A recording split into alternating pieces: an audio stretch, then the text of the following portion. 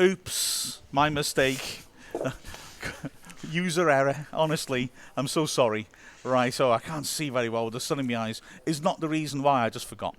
Anyway, we're live now. They missed my beautiful Mount Rushmore gag. I was really proud about that. Should we start again? Yeah, exactly. Yeah, let's pretend the last 2 minutes of our lives never happened.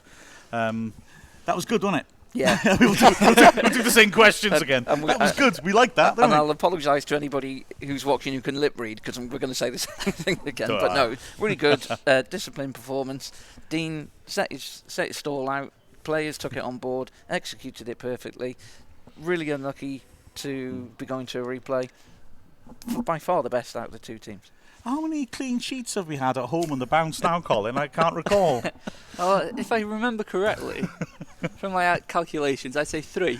Yeah, absolutely. Yeah, not bad. Nice. No, it's a Dean Keats thing, isn't it? It is, absolutely. It's very reassuring. It's been fantastic that we've been playing so well defensively under Dean Keats. He built the last team he built here from the back, and he's done the same with virtually the same players this year. Yeah. You know, he had Rob Lainton and Jake Lawler in there. Rob Lainton, that's no coincidence either. It's not just Dean Keats coming back. Having Rob Lainton back there does make a big difference. You mentioned on air that the defence seem to be further upfield, and I think not only is that going to be coming from the management, but that comes from the confidence behind as well. Mark Carrington was the one change today, and he was outstanding. He got the sponsors man of the match, and I'm sure we're going to have that discussion in a minute, but I certainly wouldn't disagree with the sponsors. He was brilliant today. Yeah, he was superb, wasn't he? Really was, going forwards and using the ball. Right, let's get on to some questions. Hello, Josh. Good man. Right now, Danny Dyer. Danny Dyer. I always love when Danny Dyer's in touch. So it wasn't him that you met before the match then? No, I believe I owe Darren from Plymouth an apology. He was one of our other regular commenters who said, "Hi, it's Darren from Plymouth. You're going to give me a shout out?" And I thought, well, I'm in Torquay. There are probably tons of Darrens in Plymouth. I don't doubt the old Darren from Plymouth, not registering that. Yeah, he's one of our regular listeners, so I apologise to him. So Danny says, Danny, why did you name your daughter after yourself? I think it's very arrogant, but let's move on. The BBC never give us much coverage watching him from Plymouth, but well done, lads. I said it was him, there you go. Oh, it was him? Oh, good. Well, I owe you an apology for not recognising you straight away. It was a very, very good performance, wasn't it? I guess the BBC are attracted by goals. I was like, they're so common, aren't they? But having said that, I mean, we had Tollis hit the bar. Tollis missed a one-on-one early on, which he should have scored from. Akil Wright hit the bar in the second half. We had 4 penalty shouts in the second half. We had all sorts of fun going on over there. So, yeah, I think we gave the BBC plenty to chew over myself. Best value 0-0. It was good, wasn't it? For years, yeah. And the crowd got a treat today. You could hear it throughout the ground. The atmosphere was fantastic, and they really appreciated what the players put in on the pitch. Yeah, Robert Jones saying as well, he's disappointed with the attendance, if he's honest. Playing a League One team and just beat top of the league, should have been more people there. Yeah, Colin, I think you were alluding to the fact that maybe season ticket holders are not going to come today. Whereas, and how many is that? It's about 1,200, is it? More than that this year. They got a so big sales. If you take that, not every season ticket holder is not going to come, but the vast majority, that's probably 1,000 down there. The fact that it was supposed, going to be on final score, maybe people thought they would give it a miss. I don't know. I mean, it was a lovely day here. The weather was fantastic. The crowd got a treat, and And I think that's a real confidence builder today for this team. 2,750 odd Wrexham fans were here. It's the lowest home attendance we've had this season, apart from the Scottish Cup matches. And things have been there's been issues lately, and people haven't been happy. And I don't think we've had the full amount of credit we deserved for beating the top of the table team. I don't think a lot of people fully appreciated just what a good performance that was. But hopefully they'll bring it back in. And I must say, it was the most positive atmosphere we've had for a very long time. And the noise the crowd made sounded like a big crowd, didn't it? It did. Yeah, absolutely. I was surprised it was so low, to be honest, given attendance. They certainly outsung the Rochdale fans, who came in good number, and as we were saying on air, it gives such a lift to the players. You could really feel the fact that as the momentum started building in that second half, the fans really picked up as well, and it makes such a difference. We still are, albeit a National League team, a big team with a big stadium compared to a lot of teams who play at this level. And when you can put all that together, Brian Hughes always talked about this unified approach, and I thought it was, fancy words, but it does make a big difference when you've got your 12th man, if you like, without wanting to use too many cliches here. It does really lift the players, and I think we saw the product of that. But as I've seen one of the questions coming in there, the one thing we did lack was the goal scorer, unfortunately. Yeah, well, it follows on nicely, that question, from Josh's question, which was, what was your opinion on the result and who should have won? And Wrexham certainly should have won, but my opinion of it is that, unfortunately, we do lack that sharp end, and as a result of that, we had spells when we were on top of the match. We were by far the better team, but we didn't score, and that is an issue, and that is, as Danny Dyer is saying there, we should have won, but we need a goal scorer. We need a trundle. We need a goal scorer. We need somebody who can put the ball away, and Keats realises that, but I think he's got to build from the back first to make sure that we are secure, hasn't he?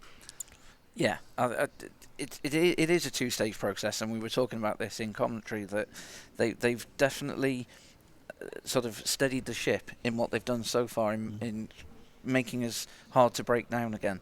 And the next phase, it is definitely a goal scorer. We need to convert at the other end. And I said to you in commentary that prior, in Dean's first spell as manager here, I think we were really difficult to beat, but we clearly didn't have a goal scorer that season. We're sort of in the same place, but I think we're in a better place, despite our league position. I can see the comment that it's the league we need to concentrate on. Yeah, I wouldn't disagree with that, but I think games like today can help if you get the right reaction from the team. It does build, and it does, I don't know if momentum's the right word, but I mean they'll go off the pitch today feeling really good about how they played. It's both, isn't it, really? Yeah. I don't think the Cup's are terribly important in a way, No. especially not our league position. No. We potentially something historically catastrophic could happen to us this season.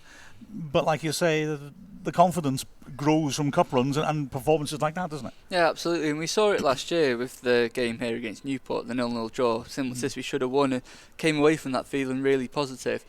The flip side of that, we then lost the replay, but it wasn't a killer. It was never mind, we've lost. So it is a free shot every time you have games like this, and it is, as Richard said, a good chance to just get some confidence, and we so badly need that confidence. And now the defence is sorted, yes, we do need the goal scorer. I think we're going to have to be patient on that front, though, because it's no good just going out and signing anyone. January's going to be the time when anybody decent up front, for whatever money is released to Dean Keats, is going to be available. For now, it's a case of building from the back, and so far, the last 3 games certainly, it's been so far so good on that front. Yeah, I mean, Keats will know the level of players you want, and we'll have lots of irons and lots of fires as well. But yeah, although obviously if the right striker comes up, he's going to get him if he can. But nonetheless, the key thing is stop us being so easy to play against. And you could see that today. We were very, very hard to play against, weren't we? Mr. C saying the performances get better, the crowds come back. There's no question, that's correct. And then Tardude saying Carrington did a good job. I think we talked about that when it was muted, did we? I'm not sure. Yeah. Before I remember to press the button. Oops. But I mean, Carrington, we're fortunate. I said this in the commentary. We've got to be careful how I put that. We're terribly unfortunate because Horsfield's the one player Keats has been able to bring in, and he's obviously a high-level player. It's a huge blow to lose him. Yeah. But we are fortunate. Probably right back's the position we got the best cover in. Now Carrington's fit. Yeah. It was important to get that coverage in because, with the greatest respect to Jazzy Barn and Bob, it just hasn't worked out for him at the club, and Dean Keats identified that straight away. With Carrington injured, he had to act, got right back in, and it is a big shame James Horsfield has gone because he was playing well, but Mark Carrington's put an incredible shift in today. As you'd expect, I'm not ashamed to say he's one of my favourite players here, and it's good that over a long course of time now he's been turning in performances like that for the club. Barn and Bob might be playing in the replay, though, because by my calculations, James Jennings' yellow card suspends him. And with Horsfield not fit, who do we play at full-back? If Carrington goes across the left-back, who plays at the right? So we may see him. Dougie Tharm. I wouldn't mind that, yeah, absolutely, absolutely. It does raise another question as well. We've played with terrific high energy, and yet we've only made one sub, which was at half-time, changing out our creative player, if you will. I don't think, even though Keats has 7 subs to choose from, I think he is very aware he's got pretty much a first 11 here, and he's not got that much on the bench he particularly wants to turn to. So he's got an issue there, hasn't he? He needs to flesh out the squad, because when there's injuries and suspensions, he's maybe not trusting the players he's got to turn to. Good comment there, actually, and it was something that I was thinking about, is that one of the benefits of a bit of a cup run is the money, and that does facilitate buying strikers and things like that. You do run the risk with these extra games of picking up more injuries and suspensions, but if you can get a decent fixture, you can end up getting some decent money out of that. Yeah, I remember Exeter always sticks in my head when they drew Man United, drew at home and then were